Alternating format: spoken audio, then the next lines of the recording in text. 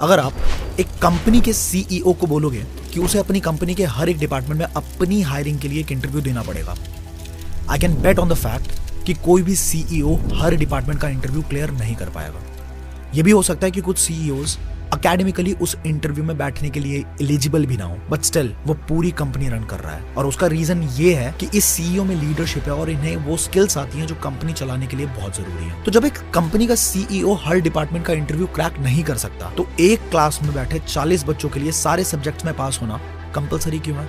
Mobile phones 150 years ago, mobile phones today, cars 150 years ago, cars today, classrooms 150 years ago, classrooms today. और ये है सच्चाई उन factories की जो ह्यूमन रोबोट्स बनाती हैं। इंडियन एजुकेशन सिस्टम इस देश की रीढ़ की हड्डी का सबसे खोखला हिस्सा।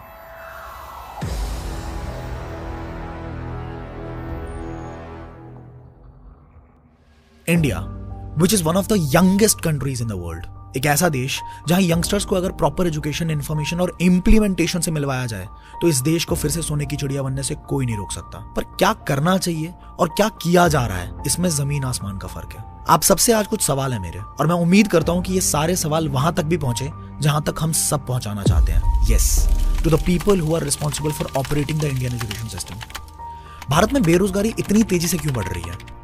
इंडिया हर साल स्विट्जरलैंड की टोटल पॉपुलेशन से कहीं ज्यादा इंजीनियर्स प्रोड्यूस करता है, but still Switzerland research and innovation के मामले में नंबर 1 है and India is nowhere to be found. ऐसा क्यों? इंडिया में हर रोज 20 बच्चे सुसाइड कर रहे हैं, विच मीन्स हर 90 मिनटों में एक सुसाइड अटेम्प्ट हो रहा है, and most of these are happening due to academic pressure and career anxiety.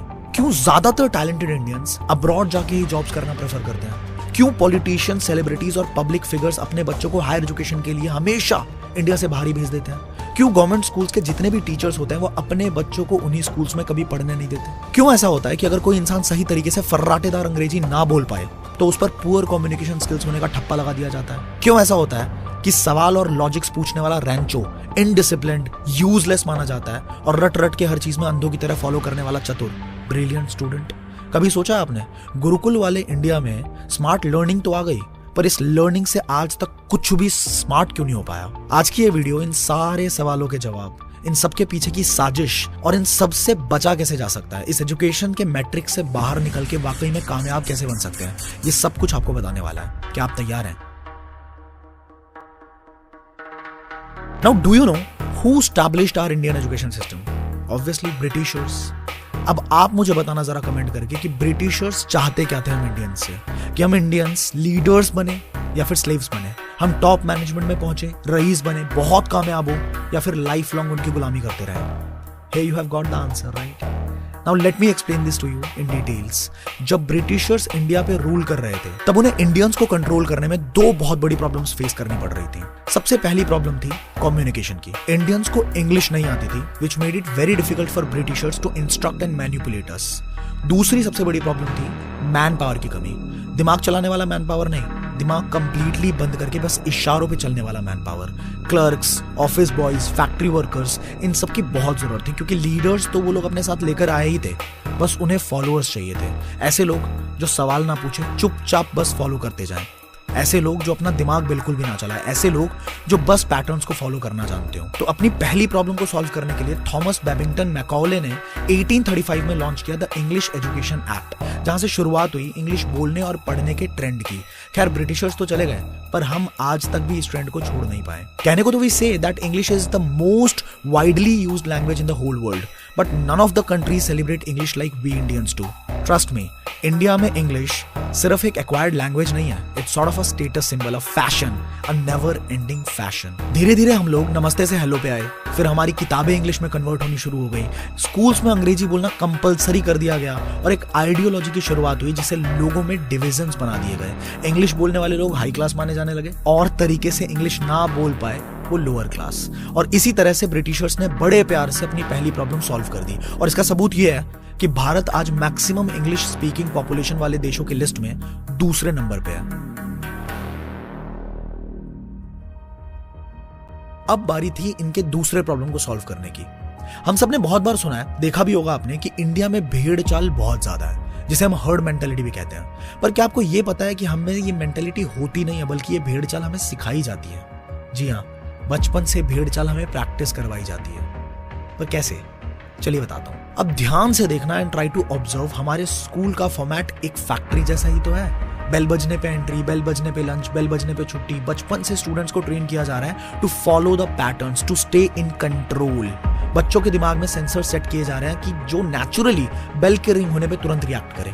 This happens in colleges and till date in the corporates also, because जब ईस्ट इंडिया कंपनी को factory workers और clerks चाहिए थे तो उसके लिए they made sure कि Indians grass root level पे स्लेवरी के लिए ट्रेन होते रहे। और आपने ये तो सुना ही होगा कि अगर समाज में कोई बदलाव चाहिए तो किताबों में पढ़ने वाली बातें और स्कूल में सिखाने का तरीका दोनों बदल दो। बस एग्जैक्टली यही हुआ है हमारे साथ। But the sad part is कि उन्हें जो करना था वो करते गए और करके चले भी गए।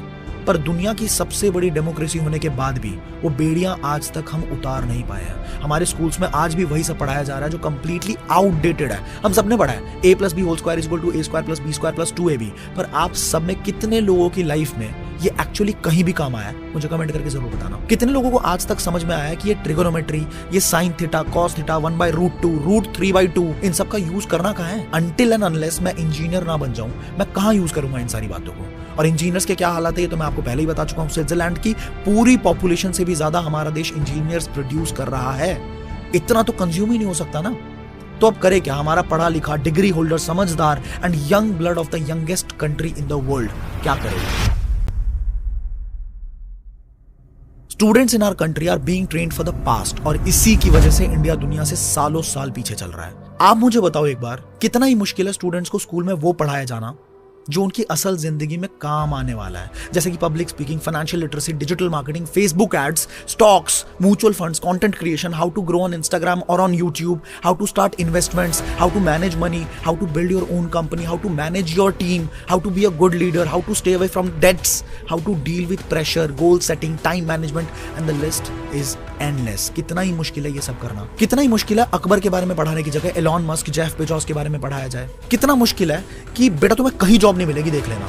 इसकी जगह ये बोलने में कि बेटा सीखो कि रॉबर्ट कियोसाकी ने, वॉरेन बफे ने, मार्क जुकरबर्ग ने, गौतम अदानी ने, रितेश अग्रवाल ने, अलक पांडे ने, अश्नीर ग्रोवर ने, इन सब ने इतना बड़ा एम्पायर कैसे खड़ा किया।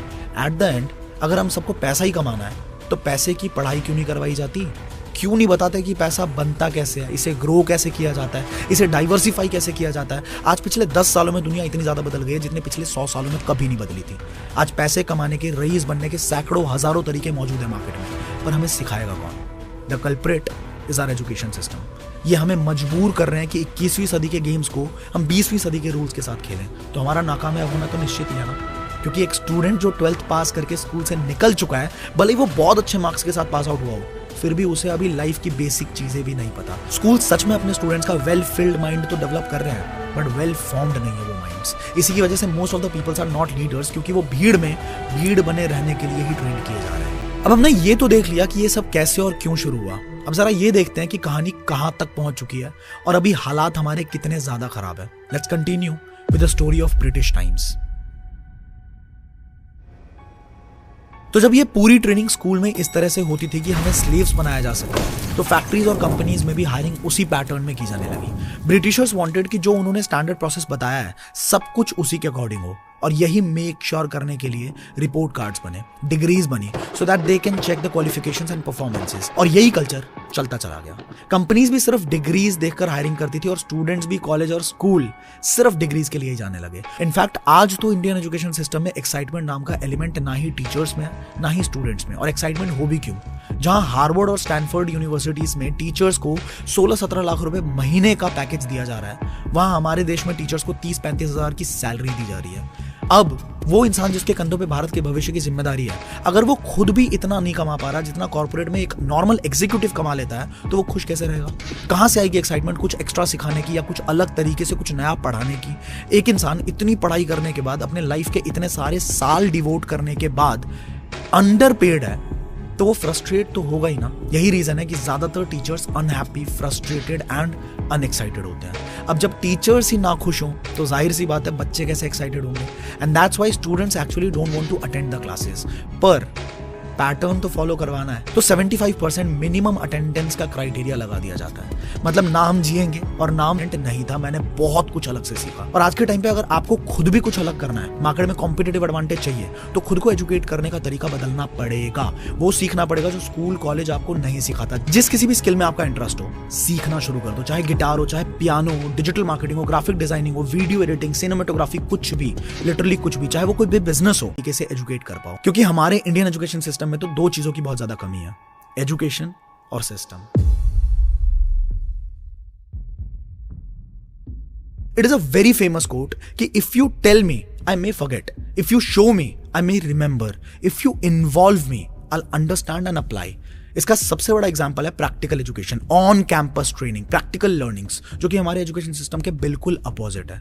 जिसके कंसिक्वेंसेस ये हैं कि एसोचाम की रिपोर्ट्स के अकॉर्डिंग 93% MBAs आर अनएम्प्लॉयेबल, मतलब इनको एम्प्लॉयमेंट दी ही नहीं जा सकती, इनके अंदर ये स्किल्स ही नहीं है। MBAs as a freshers, peons and security guards, they all are almost getting the same packages. अब उन माँ बाप, उन पेरेंट्स का क्या जो अपनी जमीन बेच के, अपने गहने बेच के अपने बच्चों को भेजते हैं ये सोच के कि उनका बच्चा पढ़ के आएगा और उनके सारे दुख दर्द बिल्कुल दूर हो जाएंगे। पिछले 3 साल में बैड एजुकेशन लोन्स में 142% की हाइक हुई है, क्योंकि जो बच्चे इस पैसे से कॉलेज में पढ़ने जा रहे हैं उनकी या तो जॉब्स लग ही नहीं रही है, और लग रही है तो उनकी हायरिंग पैकेजेस से इस लोन का प्रिंसिपल तो छोड़ो, इंटरेस्ट भी नहीं उतर पा रहा है। हमारे एकेडमिक पैटर्न्स की रिक्वायरमेंट सिर्फ assignments, homework, class work and results हैं। Students do not take it seriously at all because they seriously don't find any logics in that. Research कहती है कि 38 से 58% स्टूडेंट्स अपने समर इंटर्नशिप और वाइवा असाइनमेंट में फेक प्रोजेक्ट सबमिट करवाते हैं, और ये सच है, ये तो हम भी जानते हैं। क्या आपने कभी कोई फेक असाइनमेंट सबमिट किया है? अब चाहे वो प्रोजेक्ट फाइल हो या लैब मैनुअल, मुझे कमेंट करके एक बार जरूर बताना। Indians are actually believe to have the sharpest brains and the most adaptive ones. बहुत लंबी लिस्ट है उन भारतीयों की जो दुनिया की सबसे बड़ी कंपनीज के अंदर टॉप मैनेजमेंट में बैठे हैं and they are representing our country, पर वो सब इंडिया से बाहर जॉब्स कर रहे हैं। तो फाइनली जहां से इस वीडियो की शुरुआत हुई थी, मेरा सवाल अब भी वही है कि जब एक कंपनी का सीईओ हर डिपार्टमेंट का इंटरव्यू क्रैक नहीं कर सकता, तो एक क्लास में बैठे 40 बच्चों के लिए सब सब्जेक्ट्स में पास करना कंपलसरी क्यों है? व्हाई कांट वी अंडरस्टैंड कि मछली को पेड़ पे चढ़ना सिखाना और बंदर से स्विमिंग करवाने की कोशिश करना is a waste of potential. और ये बात मैं नहीं कह रहा, ये दुनिया के सबसे बड़े जीनियस एल्बर्ट आइंस्टाइन कह के गए हैं that everybody is a genius, but if you जज a fish by its ability to climb a tree, it will live its whole life believing that it is stupid. But yes, I would like to add one thing, मैं education के खिलाफ बिल्कुल भी नहीं हूं। Education बहुत जरूरी है। अगर मैं खुद एजुकेटेड ना होता तो शायद मैं आप सबसे बात नहीं कर पाता तरीके से, मैं अपनी बात को प्रेजेंट भी ना कर पाता। But yes, I am against the system that has trapped us all, the real matrix.